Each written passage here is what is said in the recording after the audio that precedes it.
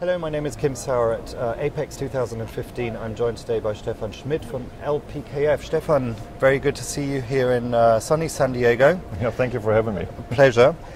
Now, there's a couple of launches you've got here at the show. Can you tell us a little bit about what's going on at LPKF? Okay. Yeah, LPKF. Sorry. Yeah, so this is we have two different products right now that we are featuring here at this particular conference right now. One is it's a Microlight 2000. It's a brand new generation of our laser depaneling machine, which is really quite interesting because it changes how people approach depaneling of circuit boards, which in the past have been done with mechanical means, but more and more we see the drive toward laser depaneling for much more complex circuitry and really using the real estate on the circuitry much more. I have a little example here. It's just a little show sample, but it shows how complex the circuitry can be, and of course one can imagine that's very difficult to do with mechanical depaneling means right now. So laser systems can really go above and beyond what anything else can do and really use the real estate very efficiently right now. So for handheld and medical devices, it's very helpful. Yeah.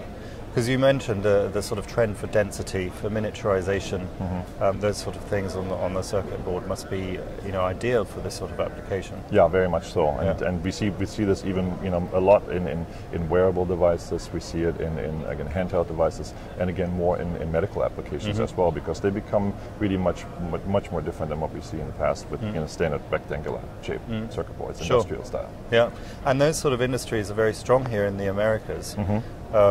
So, your focus is clearly on the Americas. Obviously, you're a global company, but what's been the reaction from those industries to?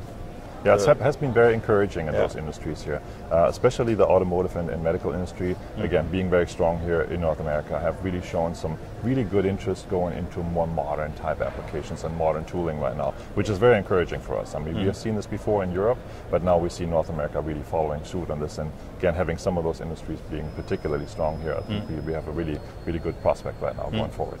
You did mention earlier on the word wearables, so that's not new, but it's relatively new. It's in medical applications. It's also creeping into the consumer side, and it's certainly creeping into automotive. Are you finding that that's reflecting on the growth that you're experiencing, and again on those new applications, that there are opportunities there that weren't there before? Yeah, very much so, and especially with this type of technology, because in wearables, you're so confined in space, so you got to use everything you have, every little space you have, every nook and cranny. You want to put circuitry down there, and laser depaneling really helps to really maximize the space, because we have only so much space on our wrist or anywhere else where we want to have a wearable.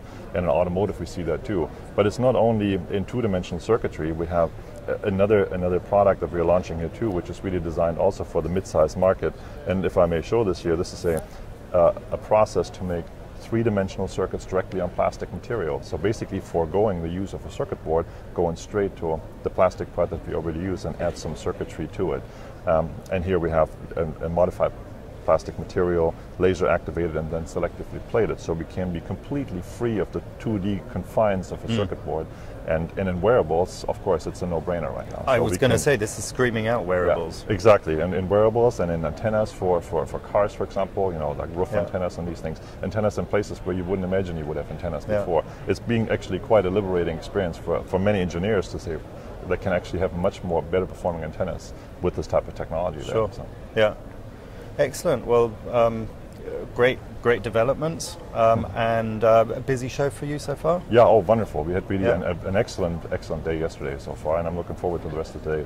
So far, I'm really encouraged. It's the industry seems to be back. It's good to see it. So.